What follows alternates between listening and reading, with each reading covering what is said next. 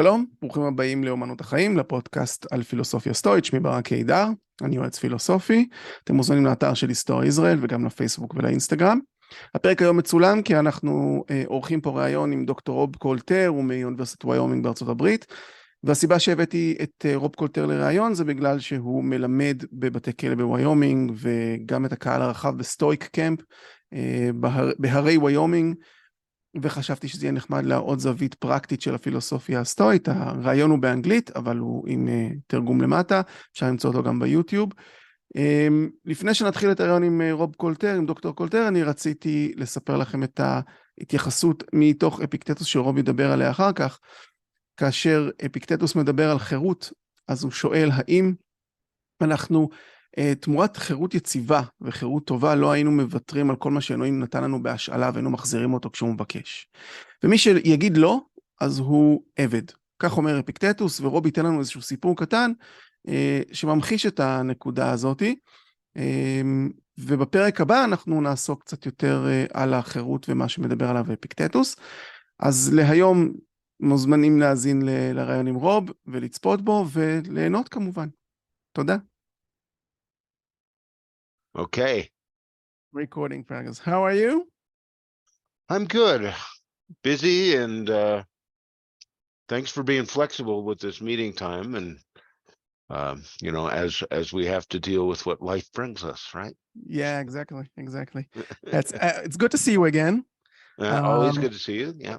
I'll do a caption first, but first let me introduce you to our Israeli audience. You are Roubert's Cole-Terre. You're a PhD. You're department head of philosophy and religion studies, and director of Wyoming Pathway from Prison from the University of Wyoming. You want to add something? No, that's who I am. That's who you are. Yeah. Well. I was exposed to other sides of you, and which all good. And regarding what I said earlier, I would like to talk to you about your work with prison and Stoic camp, and to show our audience what you can make with Stoic philosophy practically. We did the last episode I did was on the podcast was about James Stockdale and his experience in Hanoi prison, and it's a continuance, and it's I think you're going to give us your point of view. And first, let me ask you, how did you come to teach Stoic in practical manners, not just academic? Yeah, right. I mean, so, academically, right, my training is in ancient Greek philosophy, and that's included Hellenistic philosophy such as Stoicism and so on. And I'd been teaching, I still teach all those things in sort of an academic sense. But to be honest, I was actually, I had a moment teaching. I was teaching Epictetus's Enchiridion. And I could still sort of visualize the room I was in when this occurred. I was reading the Enchiridion and reading it aloud for sort of dramatic effect for the students. And I was in the middle of reading it aloud. And in my personal life, I was having some difficulties at that time. But as I'm reading this aloud, I came to realize, oh, wait, you could actually do this. Right, this might actually be helpful, not just sort of as a theoretical construct to analyze and pick apart in an academic way. And that just sort of started my wheels turning a little bit. And so I explored, right after that class, I went back to my office and I started looking online and seeing if anybody was doing anything about this. And this was about 2012 or 2013, and I ran across the Live Like a Stoic week that they were just starting at the University of Exeter. People like Chris Gill and John Sellers and Donald Robertson, and so on. And I saw what they were doing, and I was thinking to myself, right, with the idea of living in agreement with nature, I living in Wyoming, which, if you don't know, Wyoming is the most rural state of the United States, with the exception maybe of Alaska, and huge. It's the least populated state, even including Alaska, although Alaska is a lot larger physically. So I thought to myself, well, we've got nature. right. So maybe I could see if I could do some sort of immersive thing. And so I kind of looked around to see if there was a place I could do something. And then I took some of the ideas, with permission, from the Stoic Week stuff. And I said, what if we went up into the mountains and just sort of tried to apply Stoic principles in this pretty rural, natural setting, and see how that went. And that was the beginning of my Stoic camp, that has now been running for 10 years. So kind of exciting. Wow, that's perseverance for you. And but the persons that the professor you mentioned, Robert Donaldson and Chris Gill, and they're all doing courses and onlines. You actually took it to the personal level, which yeah. So we go up to this camp and we stay in cabins in the woods, literally, with deer and moose, and we haven't seen a bear yet, but they're around there. And we well, maybe from a distance, that would be lovely. But yeah, we sit together and read these texts and talk about them and analyze them and see how we can apply them to our lives. And for 10-12 hours a day, we do this at the camp, in large groups and small groups, on hikes through the woods. Yeah, so it's very personal, one-on-one. And this year it's coming up again in May.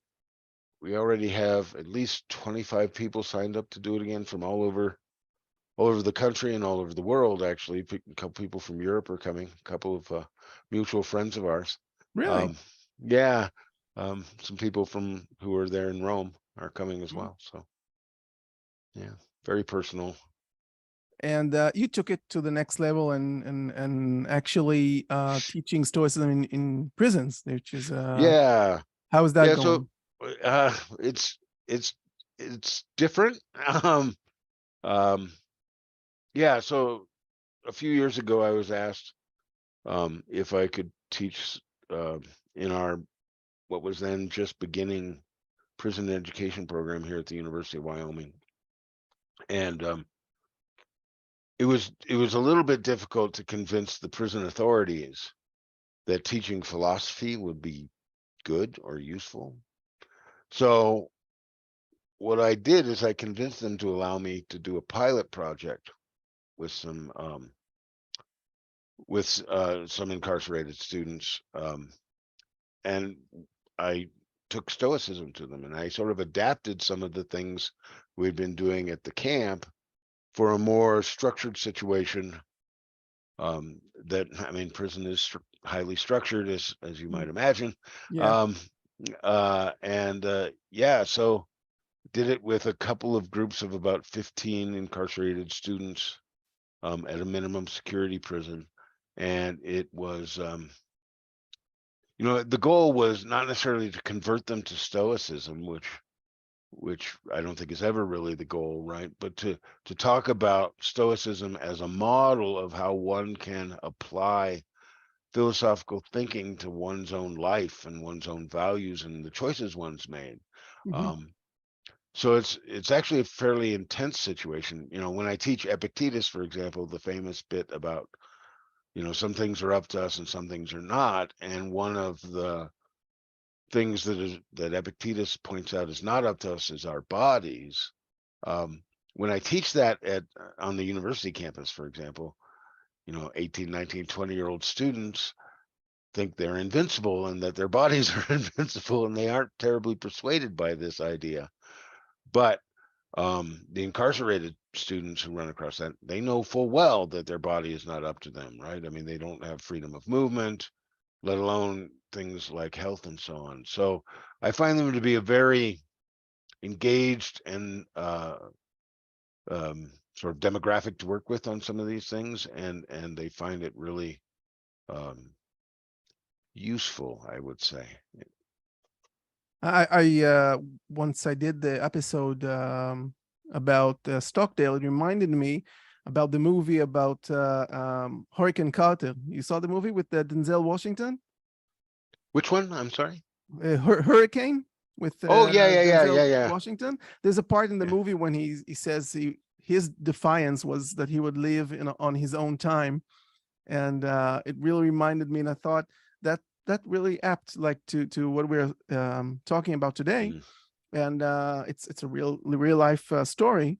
And I wanted to ask you if you see in those incarcerated people, if you can see the change, if you can see how they apply it, and what do you think is the most helpful for them? What part of the Stoic philosophy they relate to the most? Yeah, I do see a lot of changes, and the prison administration saw a lot of changes too, which is why they insisted that I start teaching Stoic philosophy at every prison in the state of Wyoming, and, Wow. and you know, from minimum to maximum security, men, women. So I've now taught it at all of our facilities, multiple times at most of them. So I would say that there's sort of two things that are really really resonate with them, and then a lot of the central ideas, of course, in Stoicism maybe have some immediate applicability, but I would say their influence on the way we interact with others in the world around us sort of continues to percolate through through our actions and our choices. But so we've already talked about what's often called the dichotomy of control, which maybe is a bit of an unfortunate name, but the distinction between what's up to us and what's not. They find that incredibly useful often, right? Especially in dealing with other people. And I often tie that to the bit from the opening chapter of book 2 of Marcus Aurelius's Meditations, where he says, in the morning, remind yourself that you will wake up, that you will meet ungrateful and disagreeable and nasty people. And we read that section, and many of them go, oh, I know that guy, right? And some of them even say, oh, I am that guy. But what they recognize is that their participation in conflict is up to them, but what the other people do is not, right? Other people's choice, my own choices are up to me, but the choices of others aren't, right? So if somebody's going to be a disagreeable, miserable jerk, there's not a lot I can do about that.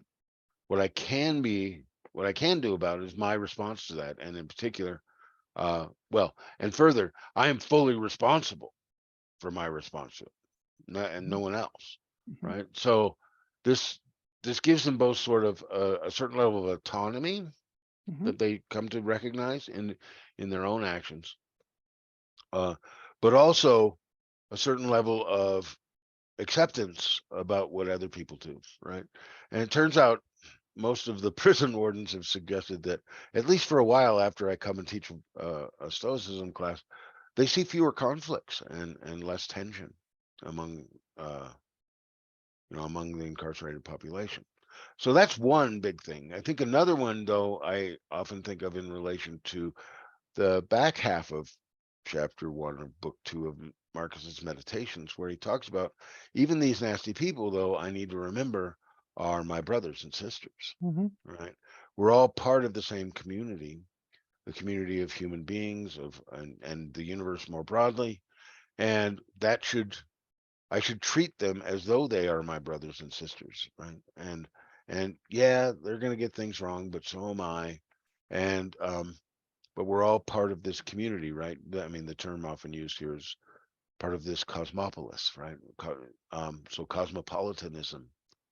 as we talk about. I think when they start to see that and see themselves less as isolated individuals trying to forge their way through a hostile environment, and rather as people who have made mistakes, sometimes very serious ones, um, yet are trying to live in community with one another as best they can, recognizing each other's humanity. That leads them to, I think, more peace internally and to a more peaceful existence outside of it. So I definitely see effects from those two things. Those are the ones that come to mind.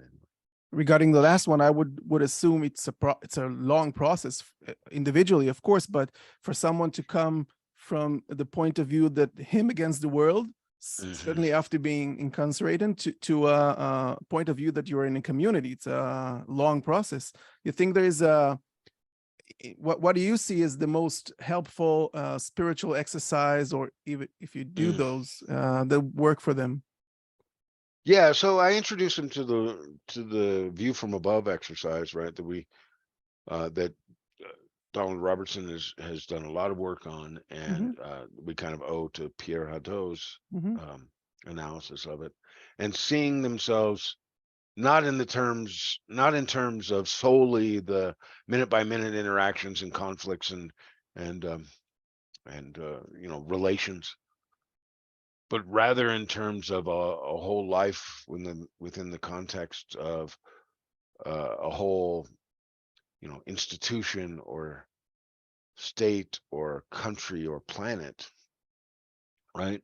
And when we see in that context that oftentimes the little nitty-gritty details aren't really that significant, I think that allows them then to both see themselves as part of this larger thing, but also to not be so disturbed by the things that happen.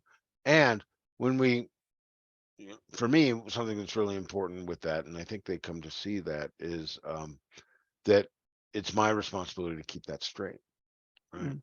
So it's both, on the one hand, it's this tricky balance, I think, oftentimes between what we accept and what we're responsible for, and that takes practice, and sometimes we do better than other times, for sure. And yeah, I guess maybe I'll shut up there. No, that's very interesting. Do you have some person in mind that you think of that went for a significant process, and Stoicism helped him change his life, actually? Well, if you're thinking about incarcerated people in particular, yeah, I have a number of stories over the years. One of my favorites is from that very first class that I taught, and there was a guy in there. I won't say his name, but he was. I assure you, no one in Israel would know who he is. Yeah, probably, but I appreciate the discrepancy. He was kind of a scary looking guy, and I don't remember what he was convicted for, but it was a violent crime. Face tattoos, gang affiliation tattoos, right? Big burly guy, and he was very silent throughout the class. He sat. He seemed to be paying attention. It wasn't as if he was dozing off, but he didn't give a lot of eye contact. And he sort of sat there very sort of stony faced a lot of the time. So kind of a scary guy, just, from first appearances. But I remember it was towards the end of the class, the last day, second to last day, something like that. And we had recently talked about the bit from Epictetus, right, where he says, I never say of anything that I've lost it, but rather that I've given it back. This might be a familiar passage to some people. And, he uses examples, of course, of wife and child, as he often does, that seem pretty harsh, but also of physical things, right? And of course, there's the extended discussion Epictetus gives about losing his lamp, his oil lamp, in the discourses. That's a lovely expression of this idea. Well, there was sort of a leader in the class, and he went to this other guy and said, tell him what happened. So this is the gist of the story. Turns out this guy I'll just call him G.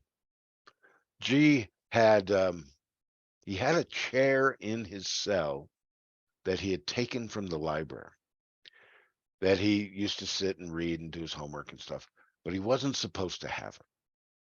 Right now, every now and then, the corrections officers would go around and check for having things that you're not supposed to have, and of course, a chair is not super high on their priority list of things they're looking for in that Obviously. context. Yeah, but anything you're not supposed to have, they would remove, right? And G, like I said, he was kind of a scary guy, and he had kind of a reputation for not liking it when things didn't go his way. Well, one day, literally while we were at class, the corrections officers came and took his chair, and he didn't know that because we was in class. But after class, they all went back to their living areas, and they had posted some extra officers there, right? Because they were expecting an outburst of some sort. And he went into his cell and saw that his chair was gone. And he told me, he said, like, he had these emotions rising in him, and he was getting angry and all of that. But then he remembered this passage, right? Never say of anything that I've lost it, rather that I've given it back. And so he went, and in the place where his chair was, he sat down, and he said to himself, I haven't lost it. I've just given it back. It wasn't mine to begin with. And he sat and did his homework and read his book and talked to his friends sitting on the ground in the spot where he was at. Now, everybody else who lived with him were stunned by this, right? And waiting for the outburst, but the outburst never came. And not only the next day when he was telling me about it, was he quite proud of that, but everybody else was proud of it too. And so that episode really became sort of a model for everyone else to emulate. And that's sort of the most vivid story that jumps to mind, but it's a pretty cool story. Yeah, it's the simplicity that is explains a lot. How you can take some small passage and make it, and it will change your life. Yeah. I wanted to ask you, some people perceive Stoicism as very harsh, emotionally wise, and some see it as a very perfectionistic point of view, which is really, if you take the drowning man paradox, it's actually saying can never be whatever you want to be, and you're going to be a real Stoic. And I find that a lot of people find it very doesn't want to make you even try. What do you say to those people, or to that point of view that it's a perfectionistic point of view, philosophy? Well, there's a couple things I want to say, right? I tend to respond to this too. So, look, I mean, so the drowning man analogy, right, tells us that none of us are sages and we're all vicious, right? And I think that is standard Stoic doctrine. I don't think we can argue with that about whether that's what the ancient Stoics thought. And I understand why people might think of that as maybe defeatist in a way. Yeah. But I tend not to think it is, right? I mean, or if it is, it isn't any worse than a lot of other views as far as that goes, right? So the sages, I mean, the Stoics kind of waffle about whether the sage is even possible, or if so, as rare as the phoenix, right, as they say. I actually think that Seneca used the phoenix to say it's a mythological a creature that it wouldn't be possible. Yeah, I mean, we could quibble about that, but certainly at least incredibly rare. Yeah. Yeah, and no offense, but neither you or I is likely to get there. Didn't think so. Yeah, but Epictetus tells us, right? So I may not yet be a Socrates, but I want to live as someone trying to be a Socrates, right? So the way I understand that is, I think it's perfectly fine if becoming the sage isn't maybe available. Certainly to the vast majority of us. However, it still serves as the term I'd use there is as a regulative ideal, an ideal at which we aim and which we sort of model ourselves after. And I think we do have available to us, probably like Epictetus to Socrates, models that can help us point in the right direction, right? So even if Socrates isn't truly a sage, he's pretty close, right? And we can still strive for that. And I think, right, being vicious. So again, let me get a little bit technical here, right? Virtue is a kind of knowledge for the Stoics, right? It's knowing what the right thing is, how to do it, et cetera, right? I mean, and we could cash those details out a lot more. But that means viciousness is a kind of ignorance, right? I don't find it terribly defeatist to say that I don't know everything. I think I know a lot about some things. There's other things I really don't know much at all about. And you know, the model of Socrates tells me that might be the necessary condition of even beginning to make progress, right? Is recognizing that I don't know things I don't know. So if that's right, then being vicious is not being a bad person in some sort of like original sin sort of sense, I guess, which is, you know, and I'm not sure how everybody would use that, but as though it's some sort of moral stain on us that we can never wash off. Rather, it's just being someone who makes mistakes. And some of us make more mistakes than others. And hopefully over time we make fewer mistakes, and we can do that by like not rushing headlong into stuff, and we can do that by trying to be judicious in our evaluating the relevant information to making the choices that we do. And some of that involves recognizing our shared humanity, and our shared viciousness in the sense of making mistakes. And if I do that, that seems to be, to me, not to be defeatist at all, right? Now, it tells me that I'm not going to be done. I don't get to cross a finish line and pin the Stoic Sage medal on myself and so on, but the world doesn't stop turning either, right? So it's, what it does rather is it gives me a direction with which to point, for the rest of my life. And yeah, and I find that kind of comforting, right? It's that it's, I mean, because like if it were about a goal that I could achieve, like, I don't know, buying my first car or something like that, and if I think that my happiness depends on achieving that goal, I think I'll find, in fact, in my experience, I've found that, well, then what, right? So I did that, and that's supposed to make me happy. Well, oops, it didn't really, right? So I don't know. I think that's what I got to say about that today. No, that's very helpful. Thank you. I wanted to ask you, we here in Israel have almost a chaotic political state right now. And what kind of advice can you give, Stoic advice can you give to people here that are afraid that the democracy is gonna change into the dictators, and how to, because I thought I read a passage which I think it was Zeno said that try to change what you can change. If not, just live in the system that you have. Regarding your previous sayings about defeatist, and it's not. It's not defeatist, but I just don't want to live in a dictatorship. And so, what kind of advice can you give to people who are despaired in political turmoil like we have here today? Mm. Yeah, this is a hard one, I think. And I think what the Stoics have to say is, well, I mean, a couple things, I guess.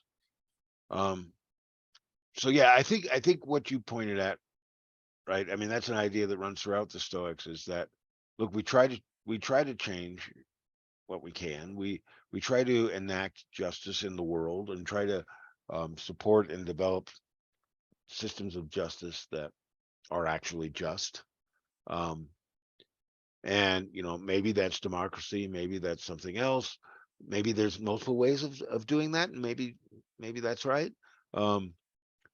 But of course, what's truly up to us is my choices and other people's choices.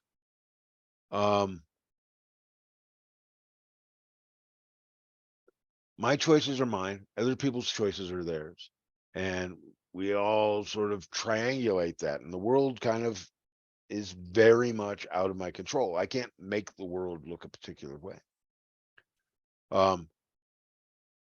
So I take full responsibility for my choices, and maybe that means marching in the streets, maybe that means voting, maybe that means running for an office, maybe that means signing up for the military, whatever it happens to be, right? Of the choices that are available to me, I do those as best I can with, as Marcus puts it over and over again in the Meditations, with the common good in mind, right? But even Marcus wasn't, even though he was the most powerful man in the world, he couldn't like just sort of enact his whims on the Roman Empire, which was one of the most largest and most powerful empires in the history of the planet, right? And he was the ruler of that, but that didn't make him omnipotent either, right? I mean, I think there's probably a lot of things he wishes he could have done that he couldn't, or thought would fail, right? So I don't think we're in any different position with regard to that, whether it's in Israel or whether it's in the United States today, which has its own bits of turmoil, and or whether you're in Russia or Ukraine, right? For example, right? Lots of tough stuff going on, and we make our choices as best we can. But among those choices could be, right? Maybe we could leave. Maybe we can go on. And I'm thinking, for example, of the end of the Roman Republic and Cato the Younger in particular, who there's another pretty chaotic time, right? As the Roman Republic was ending, and the rise of Julius Caesar and his supporters and his opponents, many of whom were quite well known personally to one another. Figures such as Cicero and Mark Antony and Marcus Brutus and Julius Caesar and Octavian and all these guys, right, fighting for the future of is it going to be an empire or a dictatorship, or is it going to continue to be a republic, and so on. And Cato was Julius Caesar's most, staunch opponent, I suppose. And when he realized that his cause was last, he chose, as Epictetus puts it, the open door, right? And he took his own life rather than to live under that regime. And there's some other complicating factors, and we could quibble about whether or not Cato was right to make that choice in the situation which he did. But these are all of our options, right? We make the best choices we can in the situations we find ourselves. And, pounding our head against the wall is not necessarily the best option, right? I'm reminded too of that passage that Ryan Holiday made so famous, right? That the obstacle is the way, right? And in that passage that Holiday cites out of Marcus, Marcus is saying kind of the same thing. I think that I'm saying is that, look, if a giant boulder blocks your path, your best route is not necessarily to keep smashing against that boulder. Rather, it's to find an alternative, find a different way, and these obstacles sort of force us to find a different way. And this is why, well, and so it's incumbent upon us to find the best way we can to make progress in our lives, for ourselves, and for our community. And I don't think I can like give some sort of like prescriptivist list of things one ought to do in a situation like you're having in Israel, or we're having in the United States, or they're having in Ukraine or Russia or whatever. Rather, right, what I would suggest is make the best choices you can. Yeah. To, and taking into account the context in which you find yourself and your own talents and abilities, and keep moving forward. Yeah. But I don't think it's a quietist response that Mhm. the Stoics are offering. Yeah, I find Cato's choice to be difficult for me. Seneca advocated and writes about it numerous times, but Marcus, regarding Marcus' policy, open door policy, if I'm not mistaken, he says that once your judgment is impaired, then you should use this.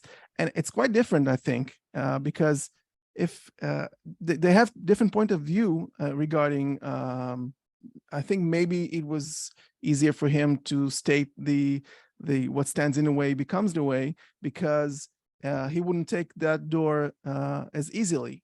I think it's obviously guessing, but personally, I find it difficult with Cato's choice. And I remember reading that Cicero was very frustrated with Cato for not compromising about anything. And I think it's part of the issue. Once you're never compromising about anything, and on the other hand, I can relate when you don't compromise for some things that are very, very fundamental, like democracy or not democracy. So I agree with you. There is no straight answer or advice for that, but I still find it difficult with the choice he made. But it's his. Yeah. Well, that's exactly the right point at the end, right? I'm inclined to agree with you. I think Cato jumped the gun, right? Or the sword. Yeah, right. Yeah, I mean, I think Cato did it far too soon, right? And I think the criterion is like, if you find yourself unable to make virtuous choices, that's the signal that you're done, right?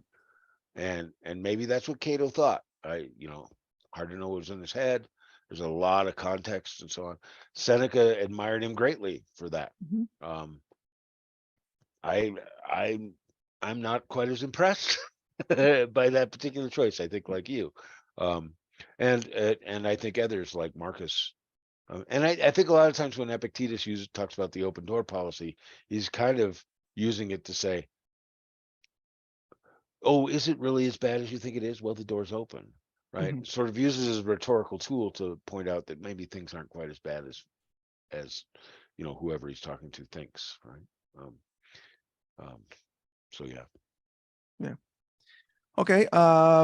That's about the time we have. I want to thank you very much for taking the time, and I'll hope to see you soon again. And maybe we'll talk again before, but pretty sure we're seeing each other in November, right? Oh, excellent. Yes, I'm planning to be in Athens in November, so that it'll be good to see you again. We'll see you. Yeah, thanks for having me. Thank you very much, Rob. Goodbye. Have a good one. Bye.